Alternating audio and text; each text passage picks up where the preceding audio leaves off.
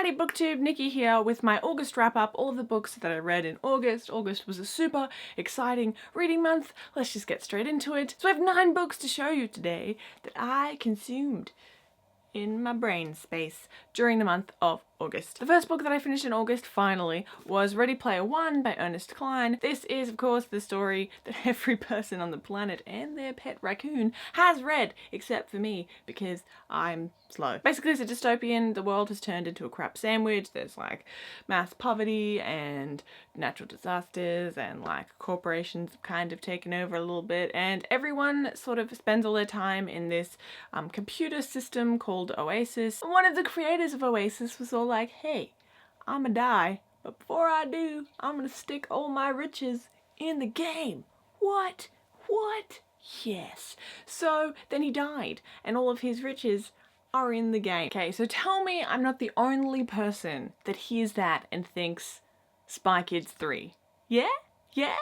No? Anyways, there are a lot of people that want to be a billionaire. So freaking bad. So our main character is a teenager named Wade, and he wants to also find the stuff and the things. So I loved this book. I gave it 5 stars. It reads incredibly quickly. So if you're looking for a fun, fast read, it's also standalone, so you don't have to commit to a series. I totally recommend this. It has a lot of 80s references, which is been mentioned so much, but it also has a lot of references to things that are kind of current, like Star Wars and Firefly and that sort of thing. If you like video games, if you like to read, if you like pie, you should probably try and pick this up. There's no pie. I was just making a joke there. I didn't promise pie. Nobody promised pie. The next book I read was a comic book, and it was my TBR pick of the month last month. And that was Scott Pilgrim's Precious Little Life, #1 in the Scott Pilgrim series by Brian Lee O'Malley. I had read this previously. I think I've read the first 3 and then no further, but I absolutely love this series. It's really good. I saw the movie first, and then I just wanted to read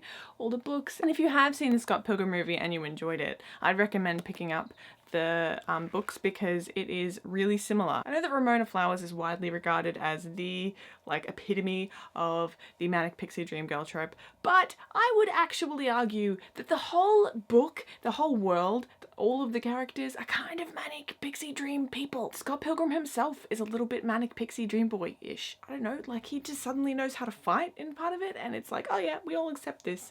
This is normal. So if you're looking for something a little bit quirky and strange and fun, you can get the series in colour. I have the original non-coloured version. I really like the look of Brian Lee O'Malley's characters, and I think it's fun. So yeah, this 4 out of 5 stars. It's a solid start to the series, and I look forward to reading more. So let me explain the next bunch of books that I read. So at the start of September, we have an event in Brisbane called the Brisbane Writers Festival. It's really cool. There's a bunch of panels of local and authors from all over. And last year they started this event called Love YA or Love Ya, where they get YA authors and have like a young adult event, which is really cool because often they only have children's programs and then adult programs, and then you're like, what? I'm not a girl, not yet a woman, I'm a YA person. And so to bring authors from that realm is really cool. And this year they had Holly Black and Cassandra Clare here to promote their Magisterium series, and that was really exciting. But I hadn't read anything by either of those authors. Whoops. So I had some books by them, but I never read them. They were always like on my TBR, and I was like, I'll get around to them. But then it was a kick up the bum, like, hey, you need to read these because these people are coming, and it'll be awkward if you haven't read anything by them. So the next part of the month was me smashing out a whole bunch of Holly Black and Cassandra Clare books. So the first book I read naturally was The Iron Trial by Holly Black and Cassandra Clare, because I figured, hey, 2 authors, 1 stone. Sounds like I'm killing them. No, just reading them. This is the first book in the Magisterium series. The second book is out, and if I can have a little rant. When they release a second book in Australia, they only have 1 cover, and it doesn't match this.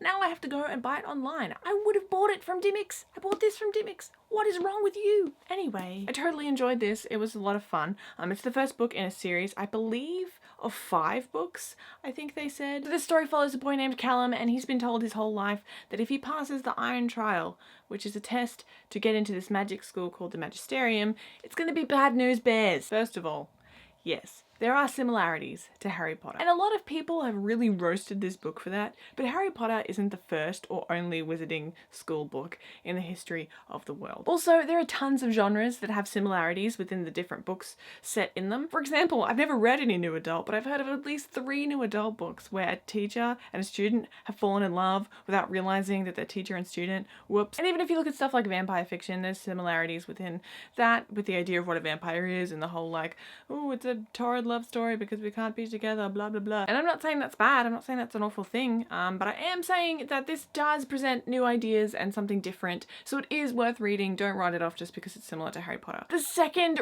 really important thing that I want to mention is I actually thanked Holly Black for this, and that is that Callum, the main character, is a fantasy hero, right? And guess what he has? He has a chronic leg injury, so he can't walk properly. Like, it affects every facet of his life. He can't walk, he's in pain a lot of the time, other kids treat him different, and this is never ever solved by magic. And as a person who has chronic hip pain, and sometimes I have a limp too, I'd like to think that one day I could be a badass fantasy hero and save the world. So it really makes me happy when I see heroes who have chronic injuries and they're not just solved by magic, but it's something that's authentic and the character has to live with, and it just makes me so happy. I think it's a solid start to the series. I do think a couple of things could have been fleshed out, especially in terms of characters, but I think that will happen across the series. After that, I decided to hit up some Holly Black because she does standalone, so it was really easy just to pick up one of her books and get the complete story without having to engage in an entire series. So I read The Coldest Girl in Coldtown by Holly Black. This is a really interesting take on vampires, but it kind of had me a little conflicted. So first of all, I love Holly Black's writing. I really like the way that she describes stuff and the way characters feel. It did get a little repetitive toward the end, some of the phrasing, and what I liked about this is that it sort of explored the space in between humanity and vampirism, like in the middle, because in this book, when you're bitten, you don't immediately become a vampire until you drink blood. You start craving blood, but until you drink the blood, you don't die and become a vampire, and it is sort of reversible. You can wait it out. They call this going cold, and there are places called cold towns, which are kind of big quarantine zones for people who are infected and who are turning into vampires or who are vampires. It took me a while to get a proper picture of these places because the world building in this was kind of strange. Like, I feel like I had a complete picture of the story. I'd be like, oh yep, I understand, everyone hates vampires, they're evil.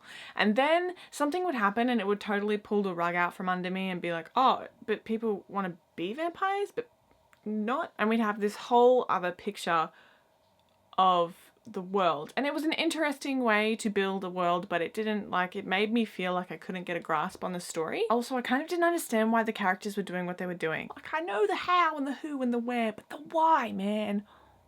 Why? I don't mind if there's a passage where I'm like trying to figure out what it is that they're planning and then it's revealed and it's all exciting, but for a lot of the book I had no idea why the character was doing the things that she was doing. Overall, I gave it 3 stars. I did enjoy it and I did want to know what happened at the end, but I did find this worth reading just for the original take on vampires, and the writing was stellar. So I definitely plan on reading more Holly Black because I do like her writing, and her ideas I think are very original and fun. So after that I hit up some Cassandra Clare and I read City of Bones, City of Ashes, and City of Glass. Did I get that right? Yeah, I did. Boom! These are the first 3 books in the Mortal Instruments series, which has 6 books. I didn't know this, but these are a complete trilogy. So if you're not reading this series because you think you have to commit to a whole 6 books, and you're not sure if you'd like them, you can just commit to the first 3. I'm actually going to leave it here for a while because they feel quite finished. I'm not going to go into too much detail about these because I feel like a lot of people have probably heard of them. They're quite a popular series. Before we go anywhere, let's talk about the covers first of all. Jaundiced Nipples. This one's not so bad, but the stance is really awkward. This one's actually alright. I like this cover. I feel like the colour is less, like, it's kind of a more neutral tone and it's not as like fluorescent as the first 2. Covers initially, I hate to admit, put me off the series. Also, what put me off the series was the fact that I had seen the movie. Movie Jace was just a turd. What the heck? But I was very conflicted about these books, and I think I can sum up the problems I had in 3 things. First of all, Clary. I really just hated that she was the main character because she was my least favorite character. I loved Simon. Simon for president. I thought that he was the best. Simon is probably the only reason why I'm going to read further into this series if I do. I thought that Jace was also pretty original, like most of the love interests in YA, kind of like tall, dark, brooding characters. But here we had this angular blonde guy who threw himself carelessly into danger and had a really cutting wit, and I thought that was original, and I didn't love him all the time, but I liked that he was different. But Clary was just my least favourite, and it was such a big deal whenever she did anything to help the plot, and I'm like, congratulations. Congrats, you're a protagonist now. Also, I felt like it was one of those stories where things were happening around her and to her, but she wasn't actually doing much. The second problem I had was the big bad guy, Valentine. Whoops. He was so ridiculously evil and powerful, and there wasn't really a solid, good enough explanation as to why he was so powerful. I got why he was so bad. I kind of understood his brain a little, but I didn't understand how he could do stuff, and it was never explained. It's like, oh, people shouldn't be able to do that. He did it. We'll just all accept that and not question it at all. And it felt like no one in the plot was really even trying, other than these 4 teenagers, whatever, trying to stop him. So awkward. I get that Voldemort was super powerful in Harry Potter, but we had the Order of the Phoenix, and we had like awesome Dumbledore. Like, we had figures who could potentially stand against this person, but in this there was nothing. It was crazy. And the third thing is that it sort of read like not so great fan fiction, where the romance element takes over the entire plot, and you've got this massive like important war and stuff going on, and then you've got the main 2 characters just freaking out about each other, and you're like, just calm down, there's a war. Perspective, people, come on now. Also, I knew how the main relationship was going to work out, and if I didn't have that spoiler, I wouldn't have read past the first book, because it was irritating and annoying. I know you all hate me now, and you're like, wow, you are an awful person. But no, I didn't completely hate the books.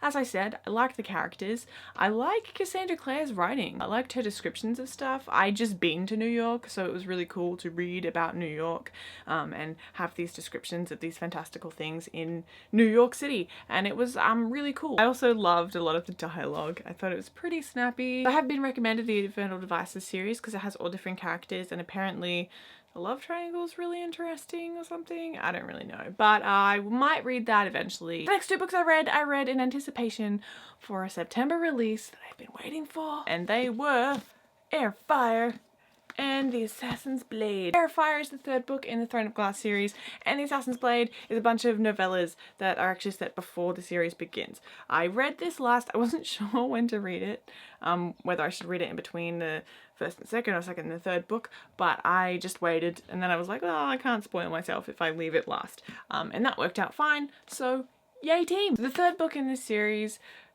does so much in the expansion of the world that it just blows my mind, which is really awesome because there's going to be 6 books, so I'm really glad that the world is growing, because if I look back to the first book now, like, the world seems so small. The book seems small because this is Gigantor, but the world seems so much smaller, and it's been expanding, and it's a really, really good thing to see in a series. It took me a while to get into this one, possibly because I hadn't read one of her books in a while, but I think mostly because it just is doing so much expanding of the world, and it happens really slowly, and it's not the most fast-paced start to the story, so I gave it 4 out of 5 stars overall, because the end blew me away, but it took me a while to get into, and it felt a little bit repetitive in the first half. The story is split in 2. The second half I'd give 5 stars, and the first half I'd probably give 3.5 or 4 stars. So after that I read The Assassin's Blade, and it was amazing. I love this. This was so good. It really, really explored characters, and it was really fun. I read it really fast, and it totally shattered my soul at the end, even though I knew what was coming. I actually gave this 5 stars. I cannot wait to read Queen of Shadows now. I'm so excited. This of course brings me to my September TBR. I have some really exciting books to read in September. I am taking part in Bookish September, which is a thing started by some YouTubers who I will link below. I'll put the list of 7 challenges. It's kind of like a month-long read-along. I haven't set which books I'm reading for which challenge yet, because in August I had such a regimented plan. I was like, I have to read these authors before they come, and I have to read these books before the next one comes out. So I planned out every book that I read like in advance at the start of the month, and I really love the feeling of not knowing what I'm going to read next. So I'm probably going to not plan those books yet, but I will do the challenges hopefully I just don't know what I'm going to do them with. Whoop, whoop. Technically, I've already read one book in September, which was City of Glass. The first-ish book that I'm going to read in September is actually my most anticipated book of the entire year. I've already started it. I'm almost finished. And that is Demon Road by Derek Landy. Look how shiny it is. Oh my god. So if you don't know, Derek Landy wrote Skullduggery Pleasant, which is my favorite series of all time, excluding Nothing. All the series in the world, that is the top one that I love. That is a middle grade, technically an upper middle grade series, I think, but it's kind of like Harry Potter where it starts like pretty chill and then it's like, what the crap? So this one is definitely classified as young adult, and it follows a girl named Amber, and she finds out that her parents are going to kill her. It was really awesome so far. I'm that far from finishing it. Then another book that I've started but haven't finished yet is The Scorched Trials by James Dashner. I haven't read this yet, and the movie is about to come out. And I only just watched the first movie because I am the last person on earth to do and watch anything. And then of course we have Queen of Shadows because, hello, holla. I need to read this. Look how massive that is. I'm so scared of getting spoiled on this. I keep like avoiding Goodreads, even though I know people on Goodreads, they're good people, so they don't spoil things, but you know. Then of course we have the TBR pick of the month, which will come from TBR2D2, my TBR jar. And we're gonna pick one. Okay, it's white, which means nothing. Artemis Fowl. I've finished that series, so we're not gonna read that. Okay, come on, we can do this. Ugh. Scott Pilgrim, again! Woohoo! It's really funny because Scott Pilgrim was my pick for last month, my TBR, but it's a perfect pick because I have such massive books that I'm getting through, so this will be good. So this is Scott Pilgrim versus the World, which is what the movie is called, but it's a second book. So I'm pretty keen to read this because I just read the first one. This is actually perfect. So in summary, these are all the books that I read. Oh, it's heavy. So let me know in the comments below if you read any of those books that I also read, or if you're going to read any of the books that I'm going to read, or if you've read any of the books that I'm going to read. Just let me know about books and things. Cool. I'm gonna go and figure out what I just crushed under all those books that I just put down because I didn't look where I put them and I heard some crunches. But in the meantime, you should have an awesome September because September is a lovely month. It's the month of my birthday on the 20th. It's the month of springtime in Australia. It's the month where you get your eyes jabbed out by magpies because they fly at you because it's spring. It's beautiful. I don't care if you're from America or somewhere where it's not spring. Feel the spring. Live vicariously through my springtime freshness. I'm gonna go now because this is getting really weird. Bye.